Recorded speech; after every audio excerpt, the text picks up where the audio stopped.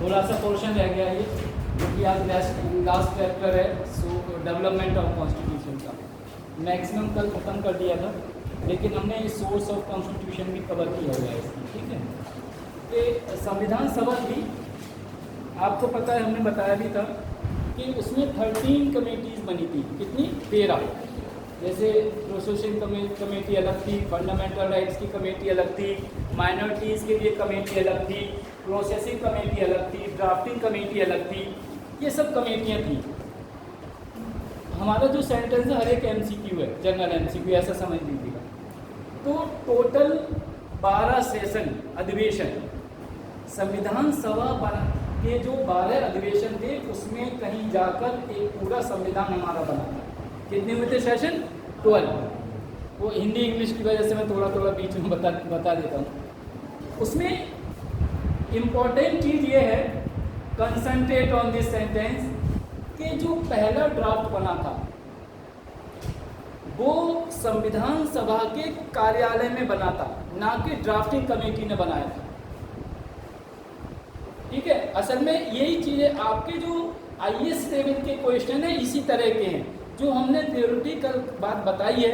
अगर ये आपने कंसंट्रेशन से सुन ली, कहते हैं ना true memory of remembrance is true memory of attention, अगर अटेंटिव होके सुन ली तो जो थ्योरेटिकल पार्ट होता है, मैचिंग के थ्योरेटिकल ज़्यादा आए थे क्वेश्चन इस बार भी, तो वो उसी वक्त तभी माइंड में आएंगे जब यहाँ पे आप कंसंट्रेट करोगे, नहीं तो वो मिसमैच हो जाएंगे, किताब में बहुत सी चीज़ें नहीं मिलेंगी आपको। तो ये पहला जो ड्राफ्ट था वो कहाँ बना था? संविधान सभा के कार्यालय में। और जो हमने कल 60 कंट्रीज़ की बात बताई थी, वो 60 कंट्रीज़ के संविधान उस वक्त मौजूद थे, और वो जो रिपोर्ट बनी थी 1947 के आखिरी 3 महीनों में, अक्टूबर, नवंबर, दिसंबर, इन 3 महीनों में उसका ड्राफ्ट BN राव, कौन? Mister BN Rao, RAO, BN Rao ने तैयार किया था, और वो संविधान सभा के कार्यालय में डिपॉजिट किया, फर्स्ट ड्राफ्ट। उसके बाद उस ड्राफ्ट को पब्लिश किया। एक्चुअली किसी भी चीज़ के लिए उस वक्त प्रकाशन जरूरी होता था, और उस ड्राफ्ट को, फर्स्ट ड्राफ्ट था कार्यालय से, उसके बाद ड्राफ्ट कमेटी के चेयरमैन डॉक्टर BR अम्बेडकर को दिया गया। ठीक समझ में आया? उन्होंने इस ड्राफ्ट के लिए 17 अक्टूबर 1948 को जितने मेंबर थे 389, उनके सामने रखा।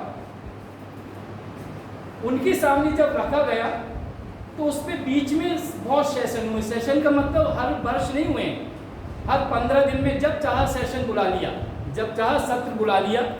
और इस सत्र को 14 नवंबर 1949, 14 नवंबर 1949 तक ये पूरा ड्राफ्ट पढ़ा गया। और इसी बीच जो हमने बताया था BN राव के लिए, डॉक्टर राजेंद्र प्रसाद ने आयरलैंड, कनाडा, अमेरिका, उन सब जगह भेजा जहाँ जहाँ के ये संविधान थे, फिजिकली विचार विमर्श करने के लिए उन लोगों से जिन लोगों ने, या जिन, हो सकता है वो उस टाइम ना हो, बहुत से एक्सपायर कर गए थे, अमेरिका का संविधान बना था, तो वहाँ के एक्सपर्ट से विचार विमर्श करके उस संविधान को बनाया गया था।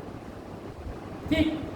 और ये रिपोर्ट 17 अक्टूबर 1948 के बाद 14 नवंबर 1949 के लिए विचार विमर्श के बाद पूरी सबमिट की गई। इसके लिए जो हमने कहा पहली वाली रिपोर्ट थी, उसे हिंदी में प्रथम वाचन कहा गया था। पहली बार उसे सुनना, क्या कहा गया? प्रथम वाचन। फर्स्ट टाइम जब सुना गया था, इसके लिए लोगों ने सुना, उस पर बहुत से कमेंट हुए, टिप्पणी हुई, बोले ये नहीं चाहिए हमें, ये चाहिए सब। क्योंकि उस वक्त 389 जो मेंबर थे अलग अलग जाति धर्म के भी थे, अलग अलग क्षेत्र के थे, उनकी अलग अलग समस्याएं थी, माइनॉरिटी के भी थे, SC ST भी थे, जनजातीय भी थे, सब तरह के लोग थे। उसमें देशी नरेश भी थे, राजा भी थे। वो ये देख रहे थे कि क्या संविधान ऐसा बनाया जा रहा है कि हम इस देश के यूनियन के सदस्य बने या ना बने। जैसे किसी ने कहा कि हमें ये चीज़ नहीं होगी तब हम ज्वाइन करेंगे, नहीं तो नहीं करेंगे, तो उनके हिसाब से वो अमेंडमेंट किए गए। 14 नवंबर 1949 को जब ये सब हुआ, उसके बाद 15 से फिर शुरू हुआ, ये 15 से शुरू हुआ, 15 से 17 नवंबर तक। और उसमें दो चीज़ों का ध्यान दिया गया, कंप्लीट हुआ द्वितीय वाचन में। तो जैसे आपने सुना होगा, हिंदी में अगर हम लिखें, अक्सर मैं ये एक एग्जाम्पल देता हूँ, आपने भी पढ़ा होगा ये, फर्स्ट ईयर में भी देता हूँ मैं एग्जाम्पल, कभी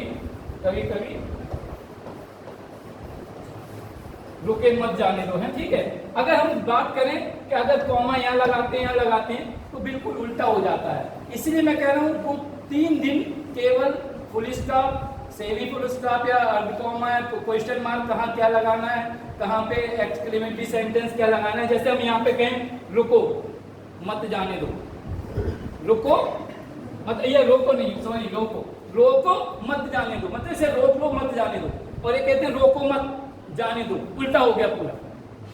तो ये गहराई की बात ये है कि 3 दिन केवल संविधान में कॉमा फुल स्टॉप, मतलब जिसे हिंदी में कहते हैं वर्तनी शुद्ध करने के लिए, या इंग्लिश में प्रोनाउंसिएशन और ग्रामर वगैरह करेक्ट करने के लिए 3 दिन लगे।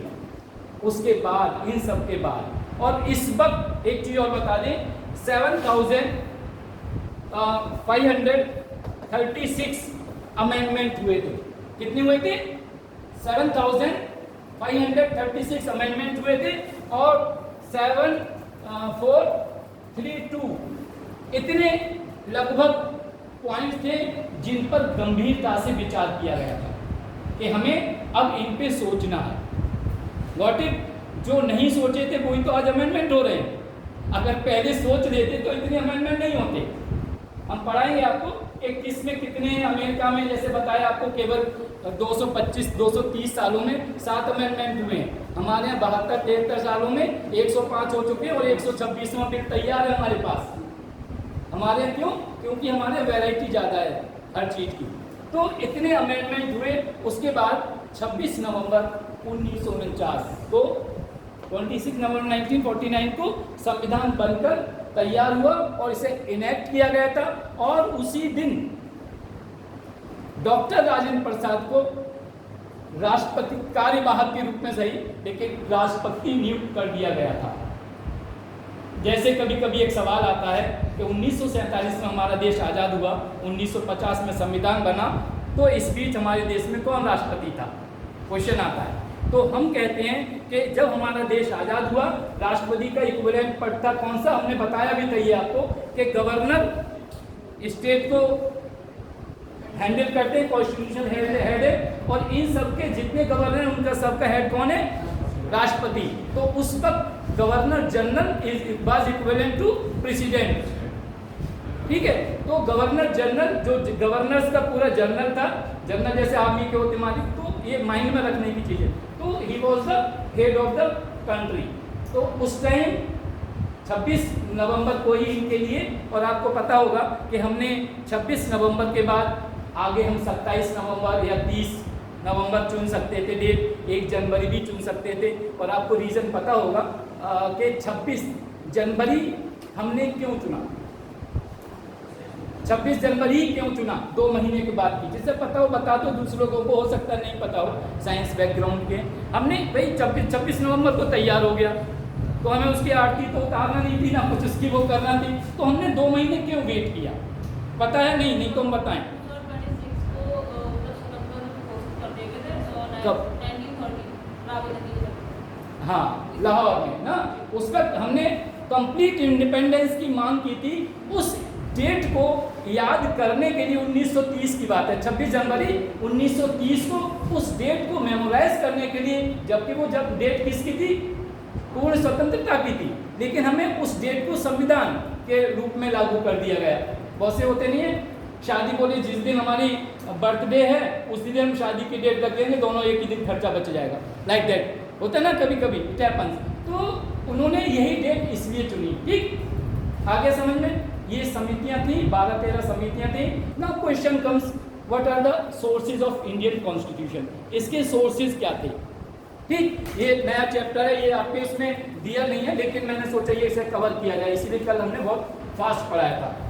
देखिए sources of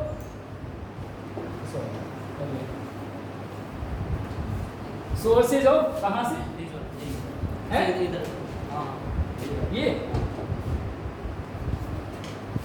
sources of Indian constitution में सबसे पहला सवाल आता है, अच्छा पीडीएफ पर है ये व्हाइट पेपर, कौन सा? नहीं, हम डेमोक्रेसी है, हम पब्लिक के ऊपर विश्वास करते हैं। बताइए, यही तो डेमोक्रेसी है। नहीं तो कल पद से हटा देंगे आप।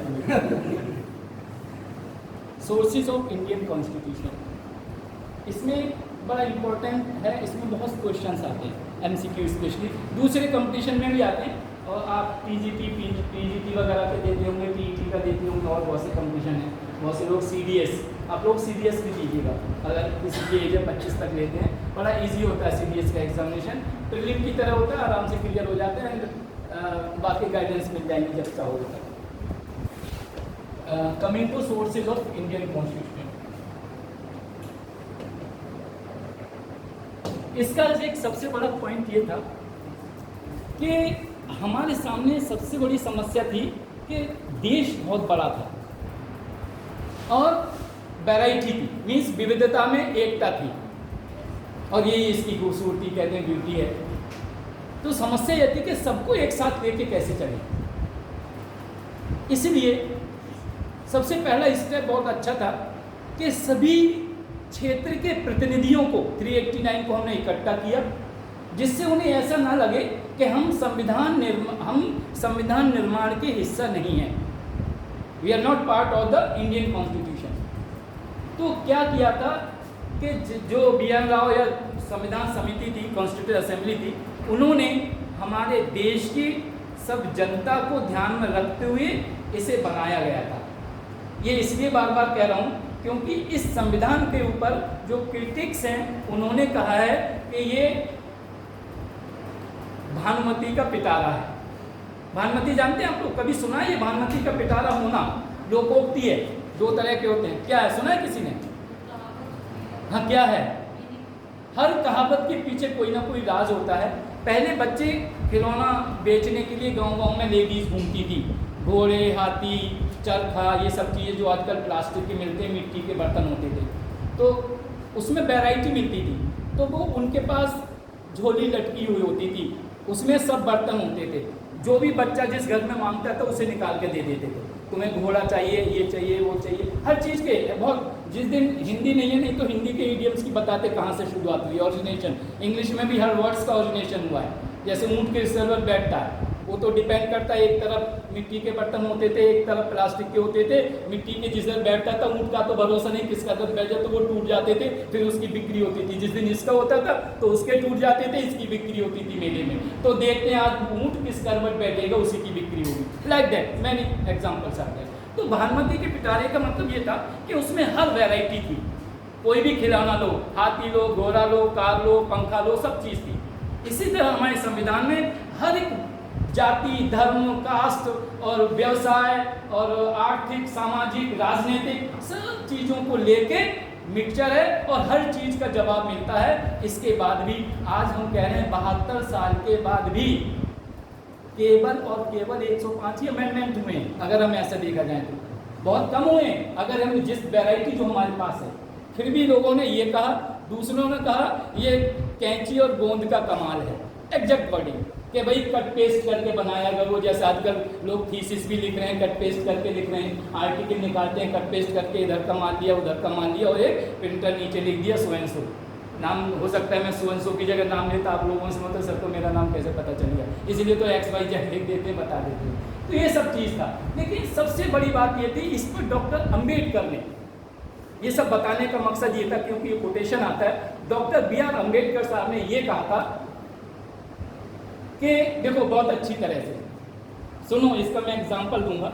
उन्होंने कहा था कि जो दूसरे, शब्द सुनना, जो दूसरे संविधानों में बुराइयां थी हमने उसे निकालकर जो अच्छाइयां हैं उनसे अपना लिया है।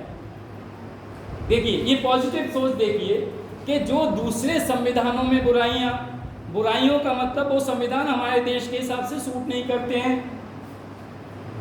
ठीक, जैसे ना कोई अकेला घर हो और वो मोहल्ले के लोग उसे क्या बोलते हैं, छेक दें, अलग कर दें। एक जगह तो पता है वो क्या कहता था, हमने पूरे मोहल्ले को अलग कर दिया है।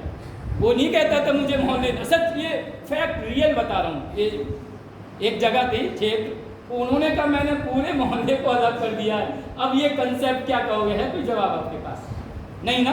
तो ये कंसेप्ट था, उन्होंने कहा कि हमने जो कनाडा, ऑस्ट्रेलिया, साउथ अफ्रीका या जहाँ जहाँ के संविधान थे उनमें जो कमियां थी, क्योंकि वहाँ के संविधान वहाँ की जलवायु के हिसाब से बने हो, वहाँ के धर्म के, क्योंकि वहाँ क्रिश्चियनिटी ज़्यादा है यूरोपियन, उन्होंने अपने हिसाब से बनाया। तो हमने वो कमियां निकालकर एक ऐसा संविधान बनाया है जो बिल्कुल स्वच्छ और पारदर्शी है। ठीक, अब आता है पहला सोर्स क्या था। First source of our Indian constitution was Indian act of 1935, right. उसका क्या क्या दिया हुआ है बताइए, मेन पॉइंट जल्दी बताइए, क्योंकि पता नहीं आगे, वैसे टाइम बहुत मिलेगा आपके लिए, कुछ पीरियड हमारे ऊपर डिपेंड है, उसमें लिखा हुआ है। सो हम वही पीरियड उसमें लेंगे जो आपके सोर्स कोर्सेज से रिलेटेड है। फर्स्ट क्या है, उसमें क्या क्या दिया है बताइए, बताओ। लिखिए, संघ तथा, हाँ बता देंगे।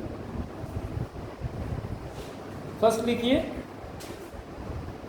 90, संघ तथा राज्यों के शासन का तंत्र, मीन्स सेंटर स्टेट गवर्नमेंट, ऐसा कर दो। संघ एवं राज्य के शासन तंत्र, छोटा छोटा मैं ब्रीफ एक दो लाइन का देते चलें, क्योंकि थ्योरेटिकल पार्ट ज़्यादा आता है सिविल सर्विस में, थ्योरेटिकल ज़्यादा आता है, ये नहीं आएंगे कब बना, कैसे बना, ये तो बहुत छोटे लेवल के क्वेश्चंस आएंगे। अगर हमारा article first, the state, the India that is union of state नहीं होता तो संघ मीन्स सेंटर और स्टेट मीन्स राज्य। अच्छा एक और चीज, संघ माने क्या होता है इंग्लिश में, फेडरल। लेकिन फेडरल शब्द पूरे संविधान में कहीं यूज नहीं हुआ है। संघ तो देखो पहला संघ शब्द है, लेकिन संघ शब्द पूरे संविधान में कहीं नहीं यूज हुआ है, उसकी जगह यूनियन यूज हुआ है। ये माइंड करना, ये बड़ी बात है कि हम संघ कहते रहते हैं, लेकिन संघ शब्द कहीं पूरे संविधान में इस्तेमाल नहीं हुआ है। तो संघ मतलब केंद्र, जहां हम संघ की बात करेंगे चाहे लिस्ट की हो, वहां केंद्र, मोस्टली आई विल यूज केंद्र, जिससे आपके दिमाग में संघ ना रहे। लेकिन कहीं कहीं संघ, जैसे यूनियन पब्लिक सर्विस कमीशन क्या है, संघ लोक सेवा आयोग, यहाँ पे यूनियन माने संघ, संघ लोक सेवा आयोग, यूनियन पब्लिक सर्विस। यहाँ पे फेडरल, वहाँ पे क्या होता था, फेडरल पब्लिक सर्विस कमीशन है, कहाँ पे, अमेरिका में।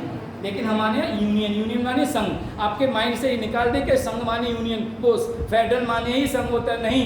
इंग्लिश जो भाषा है वो अपॉर्चुनिटी की है, इंग्लिश भाषा सेंस की है, आपको कहाँ कैसा सेंस लगाना है। जैसे कोई कहे कि मेरा दिमाग चक्कर खा रहा है, my mind is eating round, ये थोड़ी होगी उसकी इंग्लिश है, ये होगी कि my mind is eating round, मेरा दिमाग चक्कर खा रहा है। No, my mind is reeling, मेरा दिमाग घूम रहा है। इसीलिए लिटरेरी में मैंने शुरू में बताया था कि if let you are knowing in Hindi, English, Sanskrit और एनी तमिल, तेलुगु, कोई भी भाषा जानते हैं, लेकिन अगर पूरी कमांड जब तक नहीं है तब तक पेपर सॉल्व नहीं कर सकते, फॉरगेट अबाउट इट। सो ऐसे भी आते हैं, ऐसे वैसे नहीं, मतलब और ऐसे भी, तो ऐसे आते हैं, उसे हर शब्द पे कमांड होना चाहिए। आप ये सोच लो कि एक लेटर लिखने के लिए आपको कितना दिमाग लगाना पड़ता है। इसीलिए मैं बीइंग इंग्लिश मीडियम, मैं शुद्ध हिंदी के शब्द इसीलिए बोलता हूँ कि आपके माइंड में बैठे। अगर कोई मीनिंग समझ में नहीं आता, you can ask me directly. तो यूनियन का मतलब संघ, ठीक है, संघ, और केंद्र मतलब राज्य की सरकार। यहाँ पे राज्य का मतलब दो चीजें होती हैं, आपको क्लियर कर दूँ। अगर आप पॉलिटिकल साइंस के स्टूडेंट हैं तब राज्य का मतलब देश, और ये राज्य जो वो इकाई है, यूनिट्स है, क्या है, यूनिट्स हैं। तो यहाँ पर राज्य यहाँ पे शब्द यूज हुआ है, तो यहाँ पे इन इकाइयों के लिए हुआ है जिन्हें अंग्रेजों के ज़माने में प्रोविंस बोलते थे, प्रांत बोलते थे, इसीलिए पीसीएस को कहते हैं। पीसीएस की फुल फॉर्म पूछ लो, बहुत मुश्किल होता है बताना आजकल के बच्चों को। आईएएस पीसीएस, पीसीएस माने फुल फॉर्म क्या होता है पीसीएस की, प्रोविंशियल सिविल सर्विसेज। और इसका जो आईएएस होता था, इसका होता था इंपीरियल एडमिनिस्ट्रेटिव सर्विसेज, इंडियन नहीं होता था, उस पर इंपीरियल का जमाना था। सो you should make the difference in that, ये सब चीज़ें आपको पता होना चाहिए। तो संघ और केंद्र को कैसे सरकार को चलाना है, ये हमने ब्रिटिश सरकार से लिया था, और 1935 के एक्ट के अनुसार ही 1937 में इलेक्शन हुआ था, इसीलिए जवाहरलाल नेहरू उस पर इंटरिम गवर्नमेंट के प्रधानमंत्री बने, और इसी के अनुसार हमने कैबिनेट फॉर्म की थी। एक बार फॉर्म कर चुके थे, ठीक। दूसरा हमने पॉइंट इसका लिया, लिख लीजिए आप इसका भी, संघ तथा राज्यों के संबंध, central state relation, that I will tell you in detail, पूरा चैप्टर है आपके कोर्स में भी है कि उसके रिलेशन कैसे हैं। जब तक रिलेशन सेंट्रल और स्टेट के बैलेंस नहीं रहेंगे, तब तक अगर सेंटर भारी है तो डिक्टेटरशिप मानी जाएगी, और अगर स्टेट भारी है तो वो कभी भी उससे अलग हो सकता है, तो यूनियन का पार्ट नहीं रहेगा। इसलिए सेंटर ने क्या किया है, दो मेन चीज, पहला गवर्नर मुख्यमंत्री के ऊपर नियुक्त कर दिया है विधानमंडल में, विधानमंडल मीन्स जहाँ विधानसभा और विधान परिषद दोनों हैं, वहाँ पर ऐसा ना हो कि कोई भी बिल ऐसा पास कर दे जो केंद्र से हम अलग हो रहे हैं, इसलिए गवर्नर रखा है। डिस्ट्रिक्ट लेवल पर आप लोग तैयार हैं, क्यों? अगर एसडीएम अपने हिसाब से काम करने लगे, उन्हें कंट्रोल करने के लिए डीएम मौजूद है, मतलब आप लोग। सो बी प्रिपेयर, एसडीएम होंगे वो भी आपके लेवल के होंगे, वो इसलिए आपको बहुत मजबूत बनना है, क्योंकि 4 एसडीएम को यहाँ पे ऐसे कवर करना पड़ेगा, डिस्ट्रिक्ट बढ़ाए तो 6 एसडीएम को कवर करना पड़ेगा। So be mentally prepare now itself. तो सेंट्रल स्टेट रिलेशन कैसे होना चाहिए, जैसे उसमें 2-3 तरह के हमने बताए, विधायी संबंध, लेजिस्लेटिव जो रिलेशन कैसे हों, फाइनेंशियल रिलेशन कैसे हों, एडमिनिस्ट्रेटिव रिलेशन कैसे हों, इस तरह के रिलेशन डिटेल में बताएंगे कैसे कैसे हैं, सब संविधान से कवर है। तीसरा पॉइंट इसका लिख लीजिए, संघ सूची, राज्य सूची और संवर्ती सूची, मतलब central list, state list and concurrent list.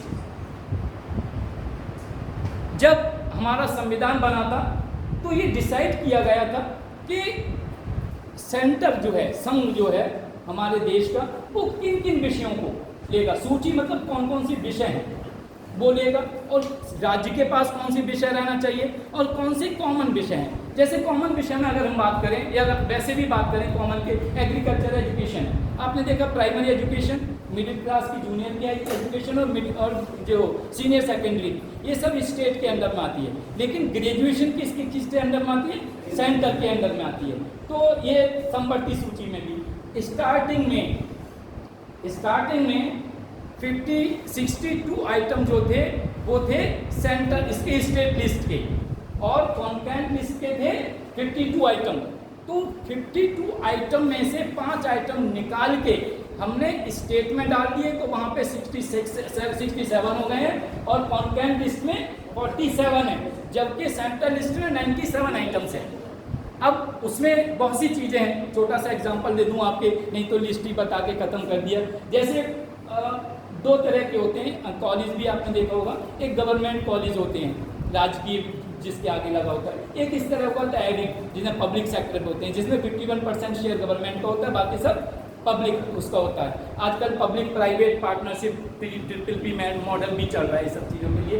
तो कुछ ऐसे आइटम थे संवर्ती सूची में थे। अब जैसे केंद्र के आइटम कौन से हैं, डिफेंस है, आर्मी नेवी एयरफोर्स, वो इसलिए कब्जे में रखा है कि अगर कोई राज्य अपनी कहीं डिक्टेटर दिखा के अगर रहने की कोशिश करती है तो तुरंत आर्मी भेज दी जाएगी, एयरफोर्स भेज दी जाएगी, जैसे यूक्रेन में हो रहा है अभी।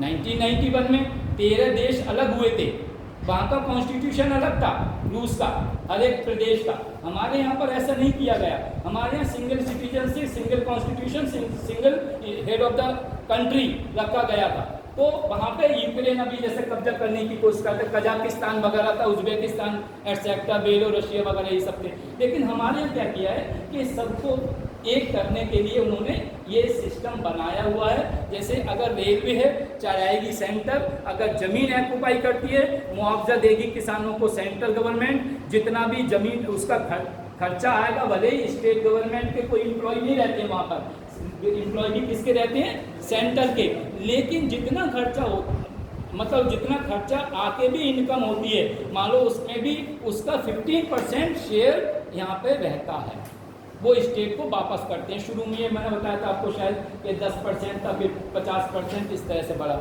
अब जैसे यहाँ पर है अभी रूल, पिछले 2 साल से जितने भी डिग्री कॉलेज हैं उसमें 50% शेयर स्टेट गवर्नमेंट का होता था और 50% सेंट्रल गवर्नमेंट सैलरी देती थी हम लोगों को। अभी इस साल से, जब पिछली बार प्रकाश जावड़ेकर थे HRD मिनिस्टर उस टाइम, उन्होंने कह दिया नहीं, हम बोझ क्यों उठाएं, 80% स्टेट गवर्नमेंट उठाए और 20% सेंट्रल उठाएगी, हमारा बोझ कम होगा।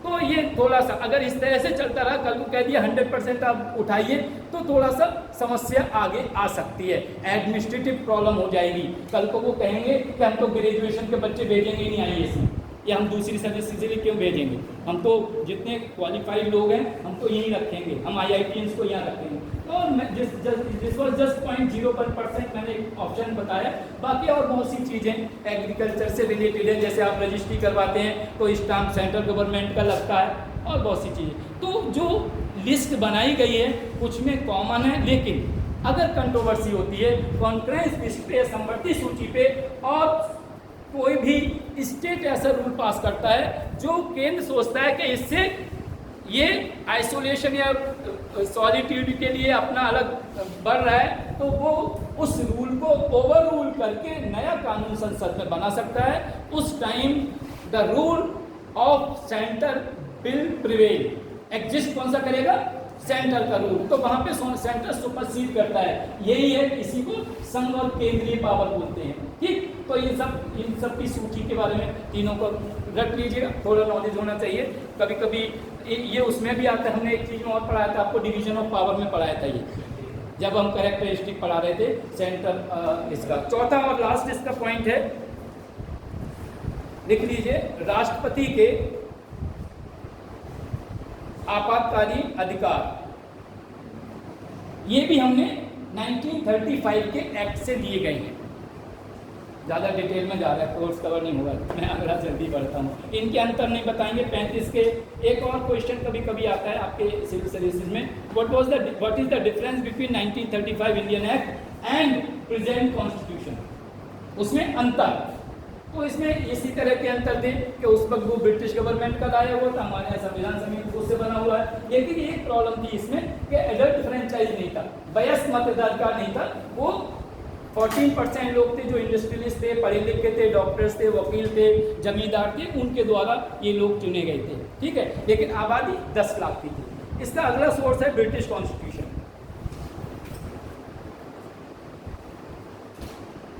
और उसमें एक और डिफरेंस था कि फंडामेंटल राइट्स नहीं थे, हमारे यहाँ पे फंडामेंटल राइट्स हैं अभी कॉन्स्टिट्यूशन में। ब्रिटिश कॉन्स्टिट्यूशन में हमने क्या लिया है कि नंबर 1, कंप्लीट पार्लियामेंट्री सिस्टम या संपूर्ण संसदीय व्यवस्था। पार्लियामेंट्री सिस्टम, ठीक, ये आपका पढ़ा हुआ है, उस दिन अटेंड किया था। और है संवैधानिक अध्यक्ष की धारणा एवं प्रधानमंत्री। संवैधानिक अध्यक्ष means president of India, constitutional head and prime minister. Constitution मतलब संवैधानिक। इंग्लिश मीडियम के कितने बच्चे, कोई प्रॉब्लम हो पूछ लिया करो। हाँ, इसी का पार्ट है, अलग नहीं है वो। हाँ, उसी में आगे लिखिए, संवैधानिक अध्यक्ष की धारणा एवं प्रधानमंत्री। इसमें देखिए, संवैधानिक अध्यक्ष होना और उसकी धारणा होना, देयर इज डिफरेंस। कंसेप्ट ये है कि एक पार्लियामेंट के ऊपर एक संवैधानिक अध्यक्ष होगा, लेकिन वहाँ मोनार्ची सिस्टम है, सम्राट होता है। हमारे यहाँ क्या होता है, गणतंत्र है। हमारे यहाँ निर्वाचित जो सदस्य हैं उसे राष्ट्राध्यक्ष को चुनते हैं। तो ये हमने धारणा तो ये लिए, संसद के ऊपर एक हेड होगा, लेकिन कैसे होगा वो हमारे हिसाब से, दैट सिस्टम इज सेपरेट। ठीक है। सेकंड, इसमें है द्विसदनात्मक संसद, द्वि सदन। ब्रिटिश सदनात्मक संसद, बाई कैमरलिज्म, उसमें क्या है, ब्रिटिश में भी 2 हाउस है, हाउस कहते हैं उसे, क्या कहते हैं, हाउस। यहाँ पर भी जब आप शाम को कभी कभी लोकसभा, अब तो कंबाइन कर दिया है, संसद टीवी कर दिया, पहले लोकसभा लगाता था, राज्यसभा लगाता था, उस पर अगर आप ध्यान देंगे तो शब्द ये कहते हैं, हाउस ये कहता है, हाउस ही वो कहता है, इस तरह से सुना होगा। तो एक जो लोकसभा है उसे ब्रिटिश में कहा जाता है house of commons. Commons means they are representative of public, general public, जो 18 साल के ऊपर के थे, उन्होंने अपना प्रतिनिधि बना कर भेजा है कि आप नियम कानून हमारे आप बनाएंगे। अब देखो कितनी मतलब टिपिकल बात है, आपने देखा होगा जब घर में कोई फंक्शन होता है, चाहे शादी का फंक्शन हो या कोई वैसे बड़े फंक्शन हो, तो जो सबसे ज़्यादा समझदार व्यक्ति है, चाहे लड़की या लड़के किसी, सबसे ज़्यादा समझदार व्यक्ति कपड़ा खरीदने जाएगा, सबसे ज़्यादा समझदार सोना चांदी खरीदने जाएगा, सबसे ज़्यादा समझदार बर्तन खरीदने जाएगा, सबसे ज़्यादा समझदार खाने का इंतजाम करेगा। करता नहीं करता? क्यों? क्यों? ठगे ना जाए, यही तो ना, ये गलत चीज़ ना आ जाए, यही ना। और कितनी विडंबना है हमारे देश में कि जब हम अपने हमारे जीवन के भविष्य की शिक्षा की नीति, रोजगार की नीति, आर्थिक नीति, सामाजिक नीति, राजनीतिक नीति जिस डिसाइड करने को हम भेज रहे हैं अपने क्षेत्र से, वो चाहे अंगूठा छाप हो, तब हम पढ़े लिखे होके जाति के नाम पे, धर्म के नाम पे वोट दे के उसे भेज देते हैं। बताइए, आप अपने घर में भी ऐसा करिए ना, जो सबसे कम पढ़ा लिखा है उसे भेज दीजिए। क्यों नहीं भेजते हैं? आपके भविष्य के निर्माण के लिए, चाहे वो राज्य का निर्माण हो, चाहे केंद्र में पूरे देश का निर्माण हो, आप किसे भेज रहे हैं? आंख बंद करके। हम तो कह रहे हैं कानून अंधा है, कानून अंधा नहीं होता है, वो इसलिए पट्टी बांधे क्योंकि किसी के साथ अन्याय ना हो। और हम यहाँ पर क्या करते हैं, यही हमारे प्रजातंत्र में थोड़ा सा फेलियर है कि उस टाइम हम एक रात में वोट बदल जाता है। जिसे हमने भेजा था सबसे ज्यादा पढ़ा लिखा समझ के, उसने पार्टी बदल ली। कितने केसेस मिलेंगे आपको? सैकड़ों केसेस। अभी देख लीजिए आप, अभी देख लो महाराष्ट्र में जो चल रहा है। तो ये मैं क्यों मेहनत कर रहा हूँ यहाँ पर? इसलिए मेहनत कर रहा हूँ कि अगर कहते हैं one look one word one sentence can change whole course of life. जैसे एक शब्द मरा मरा करके डाकू से, लोग कहते हैं, मुझे नहीं पता, डाकू, I don't want to comment, कि वो महर्षि बन गए। एक सेंटेंस जिसने सोच लिया कि मेहनत ही सफलता की कुंजी है, या डिटर्मिनेशन आपने कर लिया मुझे आईएएस बनना है, बहुत से लोग लिख रहे हैं यहाँ पे am IIT, am MBBS, am IAS, सुबह उठ के वही दर्शन करते हैं। क्या हम इतनी मेहनत करते हैं? अरे लिखना है तो ये भूलोगे ही क्यों? अगर लिखने की जरूरत पड़ी इसका मतलब आप भूल जाते हैं। आपके माइंड में तो वही चलना चाहिए ना कि मैंने अभी फिजिक्स मुझे नहीं आती थी, मैंने इसकी थोड़ी मेहनत की, केमिस्ट्री नहीं आती थी, उसकी मेहनत की, उसके बाद देखेंगे इकोनॉमिक्स, सोशियोलॉजी, पॉलिटिकल साइंस और ये सब बाद में देखेंगे। You be fresh by these subject, तब आप करोगे क्लियर। इन्हीं से फ्रेश होना है। अगर आप ज्योग्राफी से पैडअप हो गए, पॉलिटी पढ़िए जिसमें थोड़ा लाइट मोड है। जो आपको फ्री टाइम है तो टफ, जो आपको सबसे टिपिकल लगता है वो सब्जेक्ट पढ़िए, then on you can qualify. जो आपको अनटच्ड है बिल्कुल, जैसा मान लो आपने कहा जूलॉजी में जानती नहीं हूँ, जानता नहीं हूँ, आप उससे पढ़िए होता क्या है। आप सबसे पहले वो टॉपिक लीजिए जो बेसिक के हैं। कक्षा 4-5 की किताब आपको पढ़ना पड़े, इतना से 8 तक सबने पढ़ी है।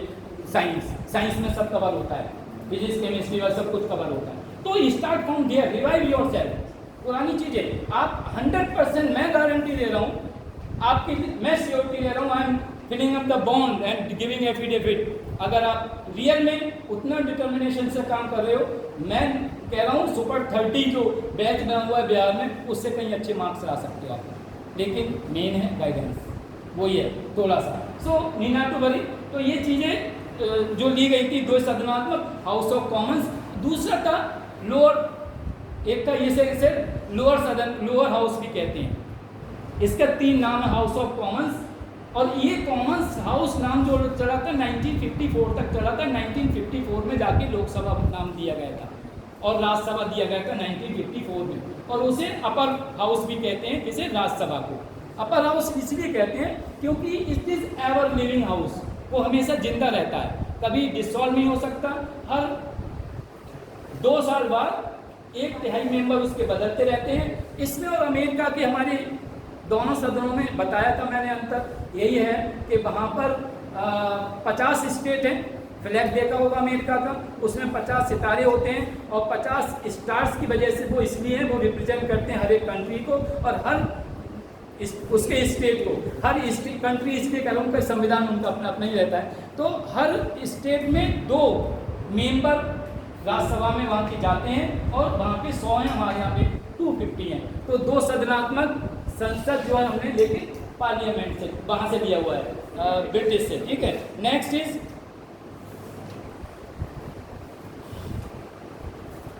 संसदीय संप्रभुता की धारणा। संसदीय parliament, the concept of parliamentary sovereignty, ये क्या है? संप्रभुता बहुत शब्द आता है ना, इसे बहुत शॉर्ट में बताऊंगा कि संसद हमारे यहाँ संप्रभु है। क्यों?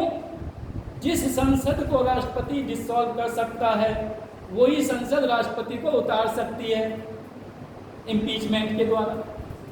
जो सुप्रीम कोर्ट का जज, चीफ जस्टिस ऑफ इंडिया, संसद में अगर कोई कानून बनाता है, संसद बनाती है, तो स्वतः संज्ञान लेके उसे निरस्त कर सकता है। उसी चीफ जस्टिस को संसद हटा सकती है।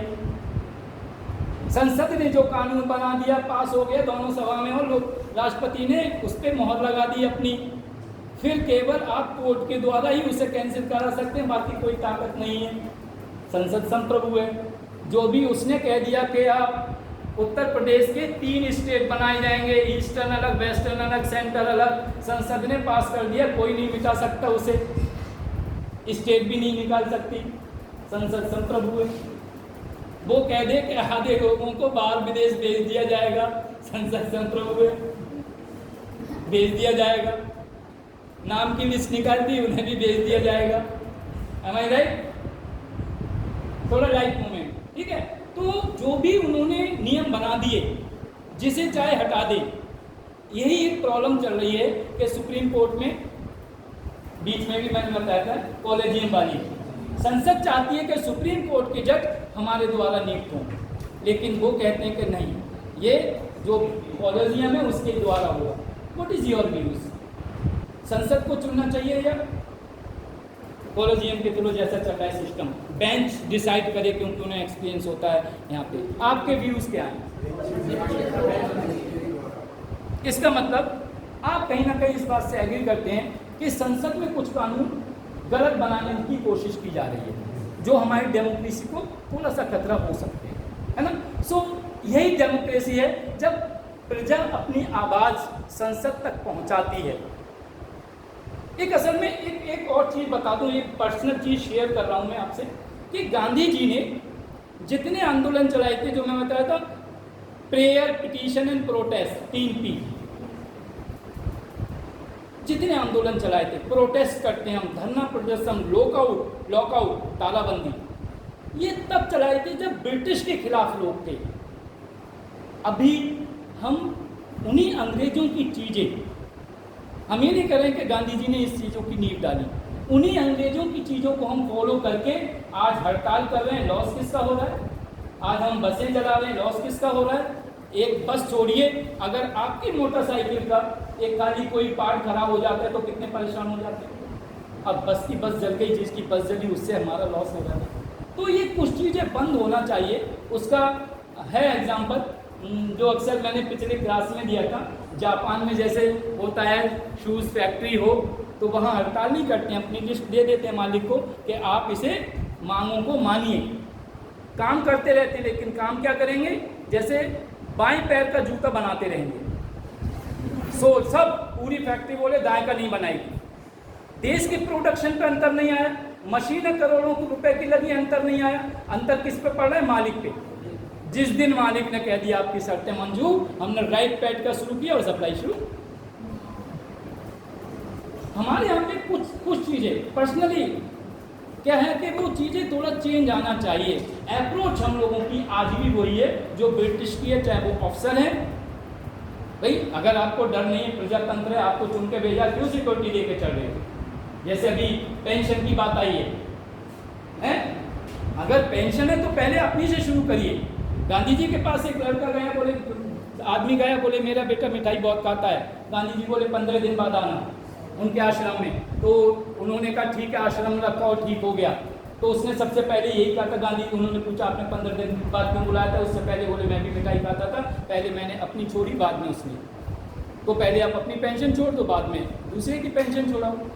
तो कुछ चीज़ों पे बात सही है कि हमें आगे बढ़ के थोड़ा सा फ्रंट लाइन में आना पड़ेगा कि हमें क्या करना चाहिए आगे भविष्य के लिए, अगर आप कह रहे हो तो एक है कुछ कंसेप्ट तो चेंज होना ही चाहिए। सॉरी रिकॉर्ड हो रहा है, I don't know where it will go, video वगैरह, but doesn't matter, this is the teaching class. अगर हम क्रिटिक्स वे में किसी चीज़ को नहीं देखेंगे उसमें इम्प्रूवमेंट नहीं हो सकता। क्रिटिक्स वे में देखना ही पड़ेगा, और science is based on critics. नहीं तो ईटिंग वो क्या है, sleeping eating and waiting for payment, SEW। आप सोते रहो, खाते रहो और पेमेंट का इंतजार करते रहो, नहीं कुछ नहीं है वो, then it will be lethargic simply. तो नेक्स्ट है इसका ब्रिटिश का संप्रभुता की धारणा समझ गए। संसद के प्रथम सदन की प्रमुखता, इसे ज़्यादा बताने की ज़रूरत नहीं है। प्रथम सदन है वो हमेशा सुप्रीमेसी उसकी रहती ही है, बहुत है। नेक्स्ट लिखिए,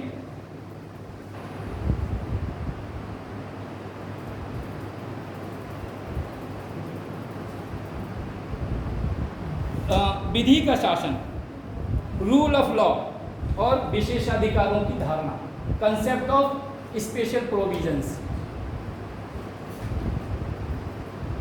विधि का rule of law, rule of law को कहते हैं कि हमारे यहाँ पर देखिए रूल ऑफ लॉ विधि का शासन है हमारे, कि जो भी आप अपने आप से कोई भी फैसला नहीं ले सकते कि मैं ये तोड़ दूंगा, वो फोड़ दूंगा, ये कुछ नहीं करूंगा। जो रूल कहता है वही करोगे। कब? जब आप ब्यूरोक्रेट्स हैं, संवैधानिक पद पे हैं तब। और अगर जनरल पब्लिक हैं तो सरकार रिकवरी कर सकती है उसके लिए, इसीलिए रूल बनाए हैं। अगर आपसे कहा गया है लेफ्ट साइड में चलिए तो लेफ्ट साइड में ही चलना पड़ेगा, राइट में चलोगे तो आप पे पेनल्टी। रूल ऑफ लॉ है ना, हर चीज़ के नियम बने हैं। अगर आपको कह दिया है ड्रेस में आना है तो ड्रेस में आना है। अगर शिक्षा, आप कभी भी इस तरह के जब क्वेश्चन आते हैं माइंड में, तो हमने बताया 4-5 चीज़ें हमेशा माइंड में रखिए कि इसका सामाजिक पहलू क्या है, इसका राजनीतिक क्या है, सांस्कृतिक क्या है, शैक्षिक क्या है, धार्मिक क्या है, जातीय क्या है। ये सब अगर माइंड में आ गया तो जितना आप इस माइंड को खोलेंगे उतने ही खोल के एक्सप्लोर करेगा, नई नई चीज़ें इन्वेंट करेगा, नई नई सोच डेवलप होगी। कभी एक ही पॉइंट को आप लेकर बैठो, सामाजिक पहलू। अब राजनीतिक में हम क्या देखते हैं, केवल एक ही होते हैं, वोट डालना और वोट ना डालना। लेकिन ये पहलू नहीं है, वोट डालना नहीं, अब ये सोचना है कि इसमें क्या क्या इम्प्रूवमेंट हो सकता है, कैसे हम अपराधियों को रोक सकते हैं, कैसे बूथ कैप्चरिंग को रोक सकते हैं, क्या हम परसेंटेज कैसे बढ़ाएं। इतना परसेंटेज पैसा खर्च करने के बाद भी 37% रामपुर में पड़ा है, 45% पड़ा है आजमगढ़ में। अब कंडीशन देखिए, और हर साल हम खुद क्या मनाते हैं, voting day 25 January. Every institution is celebrating voting day. तो क्या हम इसलिए मनाते हैं? क्या वो हमारे लिए हॉलीडे है, जबकि गवर्नमेंट पेड हॉलीडे देता है। प्राइवेट वालों को भी कहा गया है कि आप वोट डालने जाने देंगे, पैसा नहीं, तो उसका सैलरी नहीं काटेंगे। तो कुछ चीज़ें हैं जो हमें खुद आगे बढ़ के करना पड़ेंगी जागरूकता के लिए। इसलिए वॉलंटियर ग्रुप्स बनाते हैं, NSS वगैरह किस लिए हैं, सब इसलिए बनाए गए हैं कि इन सब चीज़ों में जागरूकता लाएं। दूसरा है क्या बताया था, विशेष अधिकारों की प्रोविजन से। जैसे गवर्नर है, डिस्क्रिशन पावर उनके पास होती है, स्वविवेक के अनुसार कुछ डिसीजन लेते हैं। स्पीकर ऑफ लोकसभा स्वविवेक के अनुसार डिसीजन लेते हैं। जैसे अब ये बात चल रही है कि डिप्टी स्पीकर महाराष्ट्र में जो स्पीकर हैं बोले वो डिसाइड करेंगे कि ये MLA एंटी डिफेक्शन लॉ में आते हैं नहीं आते हैं। तो जो केंद्र जो शिंदे के वकील हैं, उन्होंने क्या कहा है मालूम है कि जो खुद उसमें आ रहे हैं एंटी डिफेक्शन में, वो क्या डिसाइड करेंगे, पहले वो अपने आप में डिसाइड करेंगे। और उधर से सिंघवी साहब वकील हैं, अगर उनकी स्टेटमेंट पढ़ोगे तो आपको बहुत सी चीज़ें, बहुत से कंसेप्ट संविधान के क्लियर हो जाएंगे। लेकिन मुझे बड़े दुख के साथ ये कहना पड़ा है कि आप लोग, I am talking about every one of you, those are present, कि आप लोग न्यूज़पेपर से दूर रहते हो और मोबाइल के ज़्यादा पास रहते हो, और गूगल पे जो खबरें आती हैं they are not 100% correct, mind it. एक यूट्यूब का चैनल कुछ कहेगा, दूसरा कुछ कहेगा। सो कीप अवे दो यूट्यूब चैनल्स या जो एकेडमिक के हैं, पर्टिकुलर ऐप हैं, स्पेशलाइजेशन के हैं। जैसे अभी अब इसके एक ऐप आती है अभ्यास ऐप, वो बच्चों को मैंने बताया था, हमारे क्लास के खुद बच्चे पॉलिटिकल साइंस के स्पेशली नेट क्वालिफाई हो गए। तो वो चैनल देखिए, जो किसी वीडियो वो देखिए जो किसी एक्सपर्ट के द्वारा है, चाहे आप किसी भी सब्जेक्ट के हों, चाहे सोशल साइंस हो या साइंस के सब्जेक्ट हो, ठीक है। उन सब चीज़ों पे ज़्यादा ध्यान दीजिए एंड कंसंट्रेट ऑन योर जी के। तो आपको जीएस में क्या होगा ना, अगर अभी से पेपर पढ़ते रहोगे तो ऑप्शनल पे ज़्यादा कंसंट्रेट करोगे, आपको जीएस में ज़्यादा मेहनत नहीं करना पड़ेगी। और 2-3 महीने, आपको 2-2.5 महीने पहले की जीएस नहीं आती है तो उस टाइम आप ज़्यादा दूसरी चीज़ों पर कंसंट्रेट करोगे। So that's why we say if you can sweat in the peace you can enjoy in the war. जब शांति के समय आप पसीना बहाओगे तो युद्ध के टाइम पे आराम करोगे। तो वो आपका युद्ध की तरह लीजिए कि तो आपको 2-2.5 महीने दूसरे यही आपको लेना पड़ेगा। अभी आपका पीसफुल टाइम है, यहाँ जो पढ़ाया, जितना पढ़ाया, I will get it repeat again बता दूंगा आपको, कोई ज़रूरत नहीं है इतना मेहनत करने की। लेकिन दूसरी चीज़ों पे, ऑप्शनल पे स्पेशली ज़्यादा कंसंट्रेट करिए। करंट पे कंसंट्रेट नहीं, जब मम्मी या आप कुछ खाना खा रहे हैं पेपर लेके बैठिए, हेडलाइंस में क्या इंटरनेशनल न्यूज़, नेशनल न्यूज़ देखिए, स्पेशली फॉरेन अफेयर्स की न्यूज़ देखिए, इंडिया कैसे इफेक्टेड है वो जरूर देखिए। इंडिया स्पेशली आप इंडिया का इम्पैक्ट कर रहा है।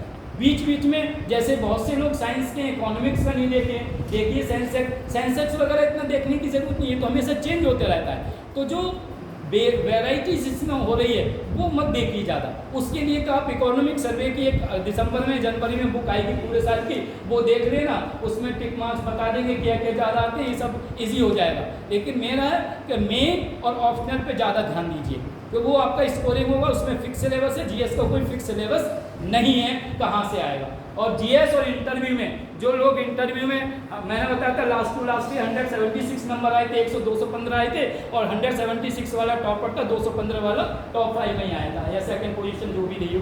तो ये कैलकुलेशन आपको करना बहुत ज़रूरी है कि हमें अभी क्या पढ़ना है, बाद में क्या पढ़ना है, कैसे एंजॉय करना है, कैसे करंट पढ़ना है, वो स्टडी आपके यहाँ पर होना चाहिए।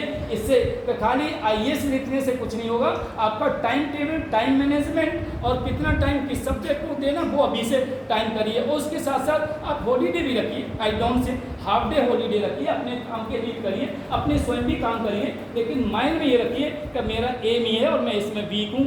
जब वीक पॉइंट आपको पता चलेंगे तो वही आगे चलकर आपको स्ट्रॉन्ग देंगे, और वहीं पे आके जो टॉप 800 स्टूडेंट कैंडिडेट सेलेक्ट होंगे इंडिया के अंदर, आप उसमें आराम से आ जाओगे। क्योंकि वहाँ पे देखिए, competition is not for qualifying, मतलब पास होने के लिए नहीं है, पास तो सब हो ही जाओगे, पास नहीं है, बात है मेरिट में आने की। और वो मेरिट में केवल 0.5 और उस तरह के नंबर होते हैं, और वो 0.5 जिंदगी भर के लिए कभी कभी नासूर बन जाते हैं। कहते हैं एक रह गया हमारा, लेकिन 1 साल के लिए पता है आपको कि parents can not wait for longer period for you, ये ध्यान रखिएगा।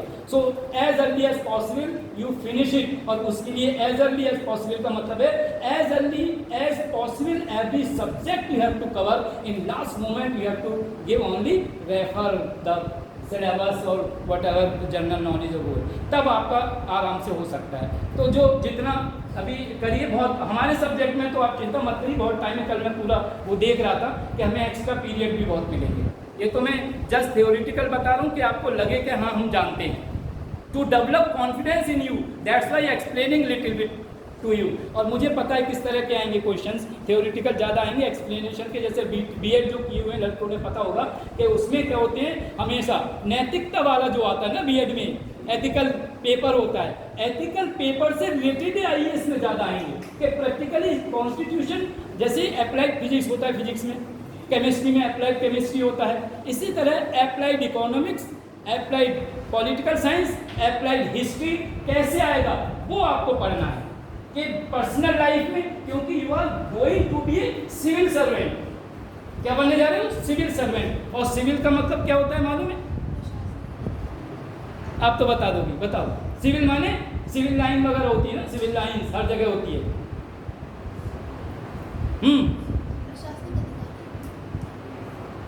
सिविल का मतलब बताते हैं, ऐसा कोई शहर नहीं सिविल है। सिविल लाइन का मतलब जहाँ सभ्य लोग रहते हैं, और ये अंग्रेजों का दिया हुआ शब्द है। वहाँ उस एरिया में पढ़े लिखे लोग होते हैं। कभी आपने गांव का नाम नहीं लूँगा, शहबाज नगर में सिविल लाइन है क्या? नहीं है ना। सिविल लाइन का मतलब जहाँ पढ़े लिखे लोग रहते हैं, जहाँ हम सभ्यता की उम्मीद करते हैं। तो you are going to be a civil servant. आप अकेले होगे डिस्ट्रिक्ट में, और आपके पास जब आप जाओगे, कैसे जा रहे हो? हर मोमेंट आपके सीसीटीवी लगा है, हर मोमेंट पे कैमरा लगा हुआ है, ऐसे वीडियो बनता होगा। क्यों? आपके हर मोमेंट से लोग सीखेंगे हम कैसे उठते हैं, कैसे बैठते हैं, कैसे खाते हैं, कैसे पीते हैं, कैसे प्लेट पकड़ते हैं, कैसे चम्मच पकड़ते हैं, कैसे फोर्क कहते हैं, और फोर्क से कैसे खाते हैं, कैसे ब्रेड खाते हैं, कैसे दाल खाते हैं, हर चीज़ के लिए कैसे रोटी हाथ से काटते हैं, कैसे पकड़ते हैं। Every moment you will be observe. So you should be extraordinary in all your behaviours, your habits, then only you can think about it. Yes, and these qualities cannot be developed because in a day or in a month, because we are all from middle class family. Am I right? कुछ होंगे high income group के भी होंगे, I don't say, लेकिन फिर भी practically क्या applicability है वो बहुत ज़रूरी है। So do not to worry, you will be qualifying. मुझे पूरा विश्वास है ऐसा। वी विल डिस्कस, हम अभी थोड़ा सा फ्री हो जाएंगे, ठीक है। और पॉलिटिकल साइंस में तो मुझे काफ़ी टाइम मिल रहा है, जिस तरह से मैंने देखा है। नेक्स्ट इज कि लोकसभा का अध्यक्ष एवं कार्यशैली, दैट ऑल्सो। अच्छा, हमें ये नहीं भूलना चाहिए हम ब्रिटिश से क्या कह दिया वो पढ़ रहे हैं ये मत भूल जाना, पता चला सीधा IAS में ही चले गए आप लोग तो ब्रिटिश क्या पढ़ रहे हैं, हमने क्या किया? हाँ, लोकसभा का अध्यक्ष एवं कार्यशैली, the speaker of Lok Sabha and his functions, ये हमने वहीं से लिए हैं। अगर स्पीकर ऑफ लोकसभा के फंक्शन बता देंगे किसी दिन, 15-20 पॉइंट हैं क्या क्या फंक्शन है। Actually speaker of Lok Sabha constitutional post है। भले ही हर एक सत्ताधारी पार्टी ये चाहती है मेरा लोकसभा स्पीकर हो, लेकिन जब लोकसभा स्पीकर वहाँ बैठता है तो सबको, चाहे वो कैबिनेट मंत्री का जवाब देना हो या जनरल जो सदस्य हैं उनका प्रश्न पूछना हो, चाहे क्वेश्चन आवर प्रश्न आवर्स में पूछना हो या क्वेश्चन आवर्स में पूछना हो या वैसे पूछना हो, पहले एडवांस में लोग क्वेश्चन देते हैं हर एक मंत्री के लिए, तब वो जवाब देता है। तो स्पीकर ऑफ लोकसभा को अपनी पोस्ट के हिसाब से सभी मंत्री और मेंबर्स को, मंत्री चाहे कैबिनेट के हों, राज्य हो या उप मंत्री हो, ये मैं बार बार इसलिए बताता हूँ आपके माइंड में बैठ जाए, तो उन सबको जस्टिफाई करना पड़ता है that everybody is getting opportunity to speak. Article 90 अभिव्यक्ति की आज़ादी, तो उनके लिए भी कॉन्स्टिट्यूशन लागू होता है। That we have taken from British constitution. Next is single citizenship, वहीं से है सिंगल सिटीजनशिप। कभी कभी आप जैसे सिंगल सिटीजनशिप आता है, अगर if it is coming under characteristic of single constitution, तो आप ये कह सकते हैं हमारे देश में एकल नागरिकता है, कहीं पर भी कोई बच सकता है, और this we have taken from British constitution of British. Next is विधि निर्माण प्रक्रिया एवं समिति व्यवस्था। विधि निर्माण means procedure of law making procedure and committees of parliament, संसदीय समिति, ऐसा कर। इसमें क्या है, छोटा सा बता दे रहा हूँ, क्योंकि विधि निर्माण प्रक्रिया में क्या है, पहले एक एजेंडा पॉइंट होता है, हमें किस पर कानून बनाना है, उस एजेंडा पॉइंट का प्रस्ताव जाता है कैबिनेट में, उस प्रस्ताव को बिल की शक्ल दी जाती है। जो बिल का मतलब जो लैंग्वेज यूज होना है, जो लॉ मेकिंग लैंग्वेज अलग होती है ना, लैंग्वेज मेडिकल की लैंग्वेज अलग होती है, इंजीनियरिंग की अलग होती है, मैनेजमेंट की अलग होती है, हर चीज़ की अलग अलग लैंग्वेज। इसी तरह कॉन्स्टिट्यूशनल पॉलिटिकल लैंग्वेज अलग है। जैसे कल हमने बताया था कि डेजिग्नेशन और पोर्टफोलियो में अंतर बताया था कि portfolio is use only for political post. जिस तरह से हमने बताया था अपनी क्लास में भी मैं बताता हूँ, killing, murder and assassination. Assassination शब्द केवल पॉलिटिकल लीडर्स या धार्मिक लीडर होते हैं, वहाँ असैसिनेशन बाकी सब प्लान करके होता है। तो मर्डर अदरवाइज किलिंग होता है, जानवर का भी होता है, किलिंग किसी नॉर्मल टेररिस्ट का भी होता है। तो इसी तरह जो लॉ मेकिंग प्रोसीजर है उनको प्रस्ताव बिल बन के लोकसभा में जाता है, और बिल प्रस्ताव यहाँ पे पास होने के बाद बहुमत, 3 बहुमत में बता देंगे वो संशोधन में 368 जब पढ़ाएंगे संविधान संशोधन, तो उसके बाद राज्यसभा में जाता है। तब राष्ट्रपति जब मोहर लगाता है तब वो एक्ट बनता है, अधिनियम बन जाता है। तो उसका प्रोसीजर वही है कि जैसे मनी बिल 2 तरह के होते हैं, साधारण बिल और ये मनी बिल, वो 14 दिन वाला है, वो पूरा डिटेल बाद में बताएंगे। लेकिन फिलहाल ये है कि ये जो प्रोसीजर क्या है धन विधेयक का, मनी बिल का और साधारण का, क्या प्रोसीजर वो हमने कहाँ से लिया है? ब्रिटिश से लिया है। कंफ्यूज तो नहीं हो रहे, सब मिक्स तो नहीं हो रहा है, या खाली हेडिंग बताना चाहिए, एक्सप्लेन नहीं करना चाहिए? व्हाट यू फील है? थोड़ा सा ये है ना, शब्द क्लियर हो गए ना तो थोड़ा संविधान क्लियर हो जाएगा। फिर अपने आप पढ़ोगे तो वो शब्द जब सामने आएंगे तो यू विल नॉट फील का this is a new word. ठीक है, ये माइंड में रहेगा। और मैं आपको अभी बता रहा हूँ ये चीज़ें कहीं ना कहीं 2-1 क्वेश्चन ऐसे होंगे जो आपको क्लास की याद आएगी। मैं अभी से प्रिडिक्शन कर रहा हूँ इस बात को, और वो आपको लगेगा थ्योरेटिकल में सर ने ये बताया, वहाँ पे कंफ्यूज मत होना बस, फिर सब मेहनत बेकार हो जाएगी। एकल नागरिकता, विधि निर्माण प्रक्रिया और समिति व्यवस्था, इसमें क्या है ना, पार्लियामेंट तो होती है। जैसे हमने कहा कभी कभी क्वेश्चन आता है कि प्रेसिडेंट ऑफ इंडिया की सैलरी कहाँ से आती है, कौन से फंड से आती है? हेड, एक शब्द होता है हेड। आप जब फॉर्म भरते हो, फीस जमा करते हो, है ना, और जब कंपटीशन के एग्जाम होते हैं तब भी फीस जमा करते हो, तो वो फीस जब सरकार की उसमें जाती है या कॉलेज में होती है, तो वो एक क्लर्क एक सवाल पूछता है, उसे मालूम होता है कि किस हेड में जाएगी, किस हेड में मतलब किस कैटेगरी की फीस है, कहाँ जाएगी। ट्यूशन फीस अलग उसमें जाती है, इंफ्रास्ट्रक्चर की फीस अलग में जाती है, होती नहीं, ट्यूशन फीस अलग होती है, इंफ्रास्ट्रक्चर, और सिक्योरिटी की फीस अलग, सिक्योरिटी मनी जो होती है, या तोड़ फोड़ का चार्ज है उसकी फीस अलग होती है। तोड़ फोड़ मतलब परखने की टेस्ट वो गिर गई, या कुछ और परखने लिया, वो सब जो भी बीकर वगैरह वो सब गिर गए, या किताब खो गई, उसके अलग अलग हेड्स होते हैं।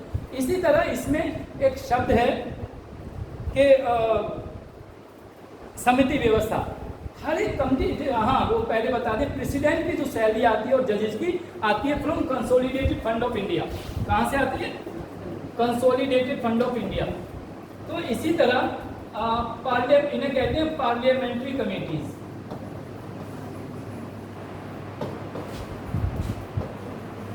इसमें क्या है, कुछ कमेटी ऐसी होती है जो केवल सत्ताधारी दल के पास होती है, और कुछ कमेटी होती है जिसमें ये जरूरी है कि अपोजिशन के मेंबर भी हों। जैसे पब्लिक अकाउंट्स कमेटी है कि जो अकाउंट्स आ रहा है, जो पैसा आ रहा है, उसे किस किस मदों में, हेड्स माने मद, हेड्स माने मद, किस मदों में कहाँ खर्च होना चाहिए।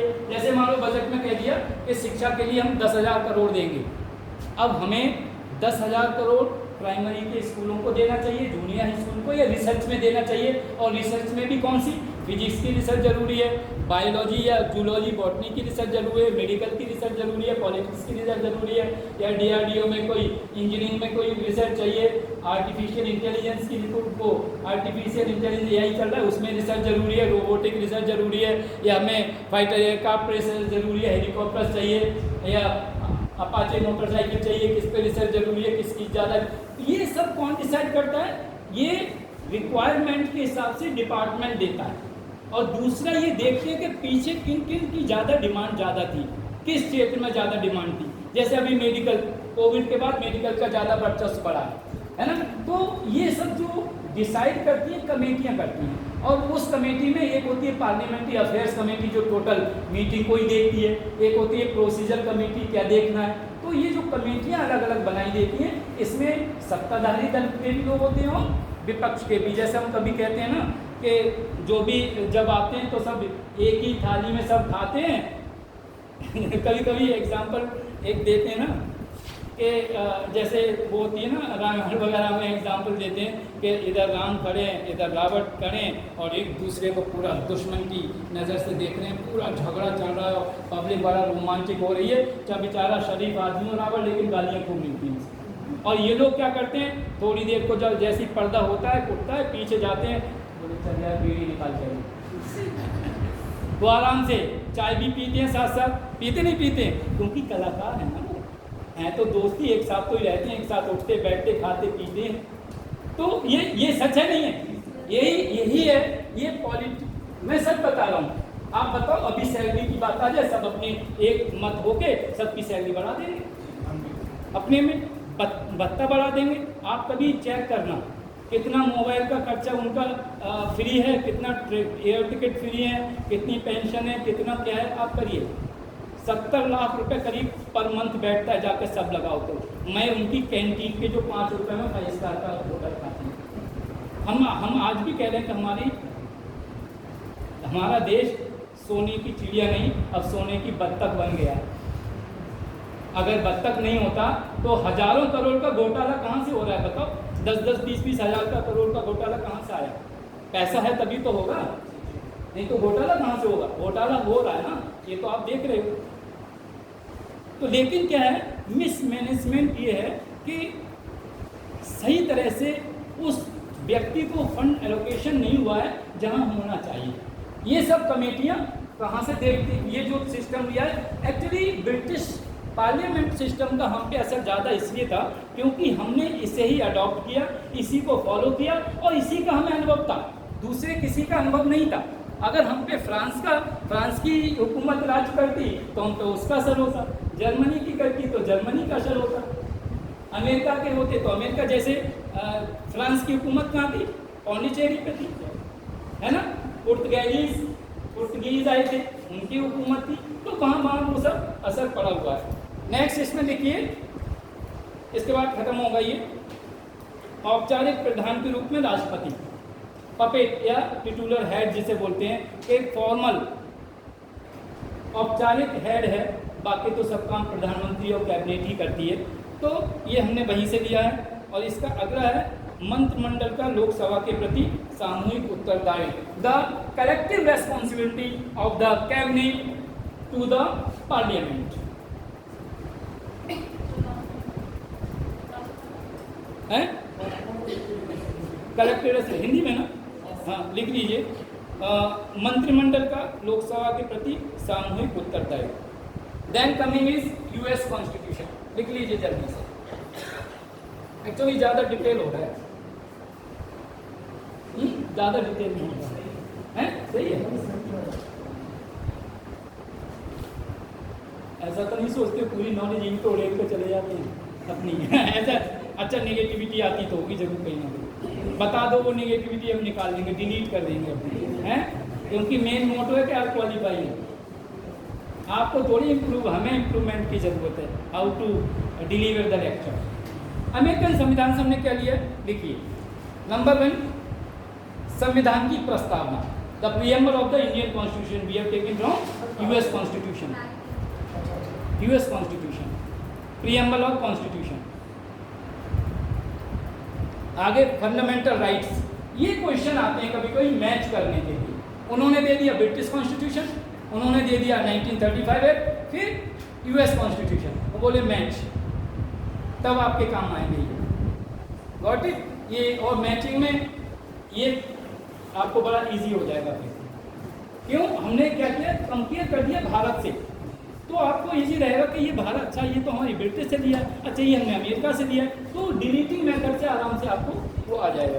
तो फंडामेंटल राइट्स भी हमने यूएस कॉन्स्टिट्यूशन से लिया। Second is judicial review, judicial review, इसे और डिटेल में हिंदी में लिखें तो सर्वोच्च न्यायालय द्वारा संविधान की व्याख्या, जुडिशियल रिव्यू या सर्वोच्च न्यायालय द्वारा संविधान की व्याख्या। इसके बारे में थोड़ा सा बता देता हूँ। आपने देखा कि सबऑर्डिनेट कोर्ट, जिला जो न्यायालय थे वो और उच्च न्यायालय, अगर फैसला कोई भी देते हैं, माइनस प्लस अगेंस्ट में कैसा भी, लेकिन फाइनली सुप्रीम कहते ना, अमर उजाला में आता है सुप्रीम फैसला, इसका मतलब सुप्रीम कोर्ट ने दिया। ये आता है ना शब्द आजकल ऐसे ही लिखते हैं, पेपर वाले अट्रैक्टिव को लिखते हैं सुप्रीम फैसला, और आखिरी में होगा क्या, बोले यूक्रेन के पहलवान को भारत के पहलवान ने धूल चटाई, जबकि धूल होती नहीं है मतलब ऐसे अट्रैक्टिव, और I don't want to waste time, कभी कभी ऐसे बना के लिखते हैं बिल्कुल शायरी फॉर्म में, कहीं कैसे अट्रैक्टिव वो सब। तो सुप्रीम कोर्ट क्या करता है, इसका मतलब उसका फैसला क्यों, हाई कोर्ट के जज क्या क्वालिफाइड नहीं है? आप ये बताओ, सुप्रीम कोर्ट के फैसले को क्यों वैल्यू दी गई है? क्या हाई कोर्ट की भी तो जज ही है? मान लो हाई कोर्ट का एक जज है, वो हाई कोर्ट का कौन है, वो है चीफ जस्टिस है, 1 साल बाद वो रिटायर हो रहा है, और सुप्रीम कोर्ट का जज 2 साल बाद रिटायर हो रहा है, CJI। इसने कोई फैसला दे दिया कि उसे नॉलेज कम थी, जो सुप्रीम कोर्ट के पास फैसला जाके बदल दिया उसने।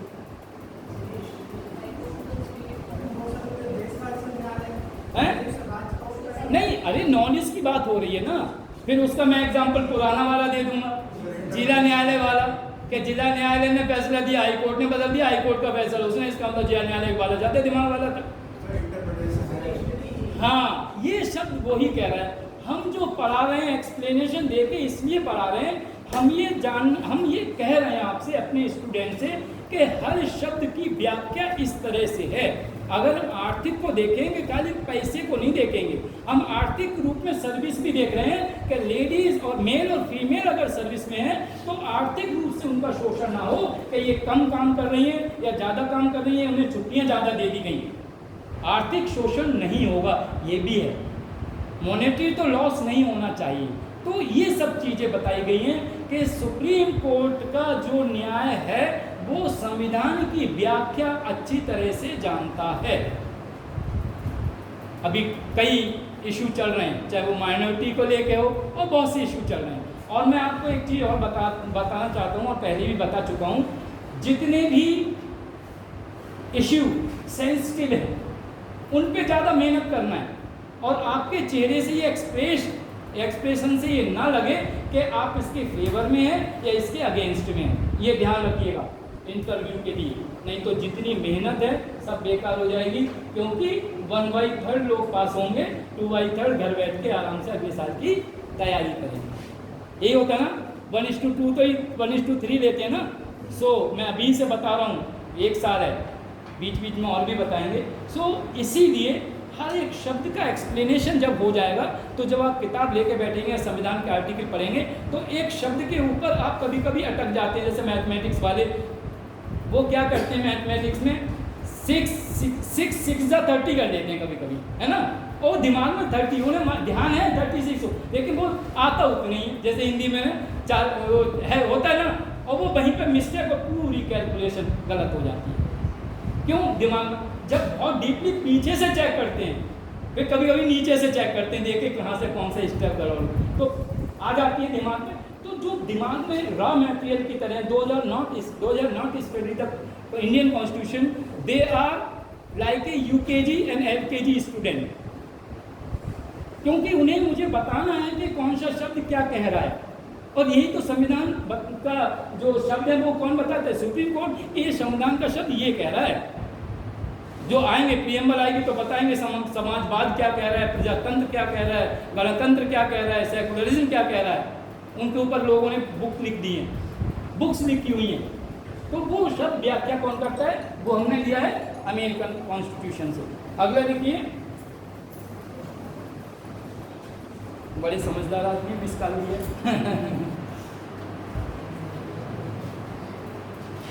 उपराष्ट्रपति का पद एवं कार्य, the post of vice president and its function, ये हमने वहीं से लिया है।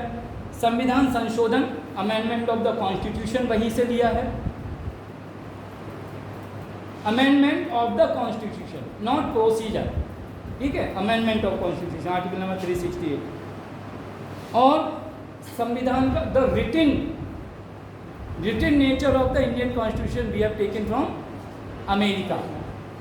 लिखित स्वरूप ऑफ संविधान, लिखित स्वरूप संविधान का होना चाहिए, ये वहीं से लिया है। संघीय धारणा, फेडरलिज्म जो हम कहते हैं, जिसे हमने यूनियन कहा है, दैट वी हैव टेकन, क्योंकि वहाँ पे क्या है ना, हर स्टेट का अपना संविधान है, लेकिन हमारे अंतर यही है कि हमारे यहाँ पर नहीं है, but we have very good central state relationship, ठीक है। नेक्स्ट इज सर्वोच्च न्यायालय की स्थापना, the establishment of supreme court. और हमने बताया था, दोबारा रिमाइंड कर रहे हैं, प्रीवी काउंसिल जो थी गवर्नर जनरल के अंडर में, उसे सुप्रीम कोर्ट ही बोलते थे, और सुप्रीम कोर्ट की वैसे स्थापना 1926 में हो चुकी थी। किसने?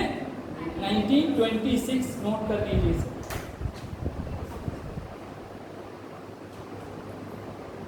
निर्वाचन, राष्ट्रपति का जो निर्वाचन होता ना, तो निर्वाचक मंडल किसे किसे राष्ट्रपति के निर्वाचन में होना चाहिए, that also we have taken from America. American संविधान से ये सब लिया है। और आगे लिखिए फिर आयरलैंड के संविधान से क्या लिया है, आयरलैंड, आयरिश जिसे कहते हैं, आयरिश, है ना। राज्य के नीति निर्देशक तत्व, directive principle of state policy.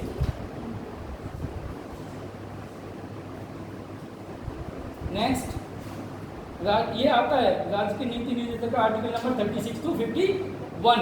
ये सब कहाँ से लिया है, आयरलैंड से। और दूसरी चीज ये, राज्यसभा में जो 12 नॉमिनेटेड मेंबर होते हैं, जो विज्ञान के, आर्ट्स के, कल्चर के क्षेत्र में, टोटल मेंबर कितने होते हैं हमारे 250, और उसमें 238 होते हैं। प्रत्येक स्टेट की जनसंख्या के ऊपर डिपेंड करता है कि कितने मेंबर राज्यसभा में जाएंगे। और उसके बाद 238 के बाद प्लस 12 मेंबर होते हैं, दोज आर एक्सपर्ट और those have giving the name and fame to the country in different fields, they are nominated by president of India in Rajya Sabha. चाहे वो इंडस्ट्रियलिस्ट हों, फिल्म इंडस्ट्रीज के हों, स्पोर्ट्स से संबंधित हों, कल्चर से संबंधित हों, चाहे गीतकार हों, संगीतकार हों, फिल्म इंडस्ट्रीज जो भी हों, वो जिन्होंने नेम फेम दिया या बेनिफिट किया उनके लिए ये सब है। और उसमें अलग अलग क्षेत्र के, कनाडा से, फिर कनाडा से हमने लिया है, भारतीय संघ को यूनियन कहा गया है। अब सुनो मेजर, जो यूनियन शब्द लिया गया है, that we have taken from Canada. Union पहला शब्द, India that is union of state, तो ये हमने यूनियन शब्द कहाँ से लिया है, कनाडा से। फेडरल अगर होता तो हम अमेरिका का शब्द यूज करते हैं। और एक चीज और ली हमने कि जो ऐसी पावर्स, ऐसी शक्तियां जो ना सेंट्रल लिस्ट में है, ना स्टेट लिस्ट में है, ना कांग्रेस लिस्ट में है, और बची हुई हैं जैसे रेजिडुअल पावर्स, वो हमने यहीं से लिए, कनाडा से। So residual powers we are taking from Canada. और ये शक्तियां किसके पास हैं, केंद्र के पास रहती हैं। ये कई बार रिपीट हो चुका है। आपको ये सब तो वो सवाल है जो आपको आंख बंद करके भी, नींद में भी कह दो, ये केंद्र, सच में ऐसा होना चाहिए। ये सब क्वेश्चन तो ऐसे हवा में होना चाहिए आपको, हलवा की तरह। अगला है इसमें इसके कनाडा के बाद ऑस्ट्रेलिया का संविधान। वहां से हमने कॉन्करेंट लिस्ट ली है, समवर्ती सूची, concurrent list. Then South Africa का संविधान, जितना खींच सकते हैं खींचेंगे, अगले बार अगला चैप्टर है। साउथ अफ्रीका से हमने लिया है भारतीय संविधान की संशोधन प्रणाली, the amendment procedure of the Indian constitution. कैसे अमेंड होना चाहिए, उसमें 3 है ना, 3 प्रोसीजर है अमेंडमेंट के। वन इज साधारण बहुमत, जो संसद में प्रेजेंट है, लोकसभा में प्रेजेंट है, साधारण बहुमत। दूसरा है कि 2/3 मेजॉरिटी प्रेजेंट होना चाहिए, और उसकी 2/3 मेजॉरिटी उस बिल को पास होना चाहिए, करना चाहिए। एक ये हो गई। तीसरा है कि 2/3 मेजॉरिटी प्रेजेंट होना चाहिए, 2/3 मेजॉरिटी पास करें, और 50% एंड एबव स्टेट उसे पास करें, तब वो बिल एक्ट बन जाएगा। तो ये प्रोसीजर हमने कहाँ से लिया है? ठीक, ध्यान रखना, संशोधन प्रणाली हमने ली है अमेरिका से, और प्रोसीजर प्रक्रिया क्या होना चाहिए वो लिया है साउथ अफ्रीका से। अब यहाँ पे लोग कंफ्यूजन ना करें बस इस तरह के क्वेश्चन, क्योंकि एक्सपर्ट जो होते हैं पॉलिटिकल साइंस के ही होते हैं, वो ऐसे ही भेजते हैं, जलेबी की तरह नहीं, इमरती की तरह बना के क्वेश्चन भेजते हैं जो आप घूम जाते हो। जलेबी तो समझ में आ जाएगी आपको, जब अंग्रेज ने पहली बार जलेबी देखी तो वो चक्कर में पड़ गया, सोचता रहा गोल कैसे, बोले पता नहीं कैसे इंजेक्शन लगाया होगा, रस कैसे सच में ऐसा बोले, इंजेक्शन कैसे कैसे रस डाला था इसमें, समझ में नहीं आया उसे। कई जगह नॉट गांठ बन जाती है ना, रस नहीं जाता। इसलिए आपको पता है ना नेशनल स्वीट क्या है? देख ये पता, अच्छा बीएड की अच्छी तैयारी की हुई है, ये सब बीएड में आते हैं क्वेश्चन। नेक्स्ट, बीमर संविधान कहाँ का गला था?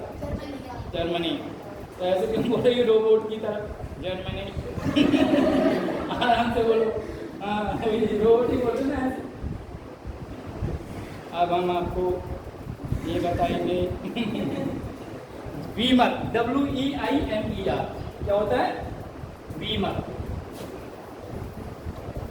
ये भी आप ध्यान रखना, कुछ छोटे छोटे लेवल के जो IAS के अलावा क्वेश्चन आते हैं, उसमें क्वेश्चन आता है कि जर्मनी का कॉन्स्टिट्यूशन क्या कह रहा है, बीमर किस देश का कॉन्स्टिट्यूशन है। तो ट्विस्ट करके कभी कभी, जैसे आप लोग मैथ में मैंने बताया था नीचे से ऊपर तक जाते हो, तो कभी कभी उल्टा करके किस तरह से क्वेश्चन पूछे जाते हैं, इस पे भी थोड़ा सा ध्यान देना है ना, क्योंकि हमने क्या होता है एक ही सिंगल रेखा में चलते रहते, लाइन में चलते रहते, हमें वो याद रहता है कि यही स्टेशन पढ़ते हैं। कभी स्टेशन नोट से बहुत से अच्छे दिमाग वाले बच्चे होते हैं, वो भी 1 से 8 तक, तो वैसे 8 7 6 5 4 3 2 1 वो वाली गिनती जानते हैं, उल्टी गिनती भी गिना करो कभी कभी, है ना। उससे टंग ट्विस्टिंग वाले कुछ शब्द ऐसे हैं जो क्लियर हो जाते हैं, और आपका माइंड भी थोड़ा सा बैक में चलती है ना गाड़ी जिस तरह से, उससे थोड़ा IQ लेवल बढ़ता है इन सब चीज़ों से, ठीक है। और नेक्स्ट इज बीमर के बाद जापान। अच्छा एक चीज़ और लिया है बीमर से हमने लिया है, सॉरी एक नहीं बताई नहीं, राष्ट्रपति की आपातकालीन शक्तियाँ जो हैं वो हमने बीमर से लिया है। वो कौन सी है? Article number 352, article number 356 and article number 360। 52 internal and external, अगर कोई एग्रेशन या झगड़ा होता है, कॉन्फ्लिक्ट होता है। 356 किसी भी राज्य में कॉन्स्टिट्यूशनल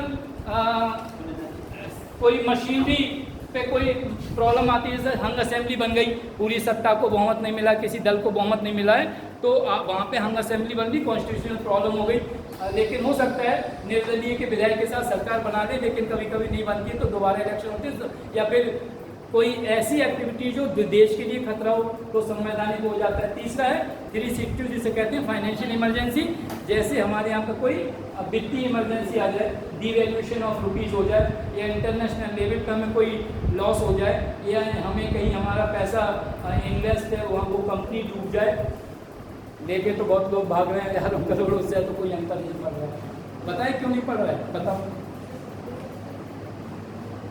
बताओ उससे क्यों नहीं अंतर पड़ा? बताएं, क्योंकि इनकी प्रॉपर्टी तो यही है, वसूल करते हैं बेच के कुछ प्रॉपर्टी थोड़ी ले जा रहे हैं। दो तरह की संपत्ति होती है, चल अचल है। चल संपत्ति भी कितनी ले जाएंगे, एयरपोर्ट पर पकड़ लेंगे, अचल संपत्ति यहाँ पे ही है, जो उनका बैंक बैलेंस वहाँ विदेश में वो ही ले सकते हैं, बाकी तो सब यहीं पे है ना, तो कुछ तो फर्क पड़ेगा ही। इसलिए तो क्या हुआ, टाइम हो गया क्या? लोग चहलकदमी करने लगे हैं। लिखिए आप, हम नहीं पता टाइम की। जापान से लिया है प्रोसीजर इस्टेब्लिश बाई लॉ, और रूस से लिया है, जल्दी जल्दी लिखो, 5 year plan, fundamental right, fundamental duties, article number 51A। Next is 5 year plan भी दिया हुआ है। फ्रांस के संविधान से लिया है रिपब्लिक, ये फ्रांस के संविधान से लिया है, जिसे हम गणराज्य बोलते हैं। उसके बाद जो नेहरू की रिपोर्ट थी, जो हमने बताई थी आपको कल, नेहरू रिपोर्ट से बताई थी, उसमें से मैक्सिमम पार्ट आपने देखा तो नेहरू रिपोर्ट, कुछ लोग कह रहे थे मैं ग्रुप पे डाल दूंगा when I will feel suitable time, जब हिंदी इंग्लिश दोनों की दोनों डाल दूंगा, उसे अगर समझ लिया आपने उन शब्दों को तो मुझे लगता है 50% कॉन्स्टिट्यूशन आप समझ जाओगे, क्योंकि वो एम था, कॉन्स्टिट्यूशन कैसा होना चाहिए वो एम थे, तो उस तरह के एम को इम्प्लीमेंट भी किया हुआ है। एंड नेक्स्ट जब भी क्लास होगा I will take preamble of the Indian constitution. Any thing from your side, कोई भी सवाल पूछिए, बताइए क्या टाइम क्या हो गया?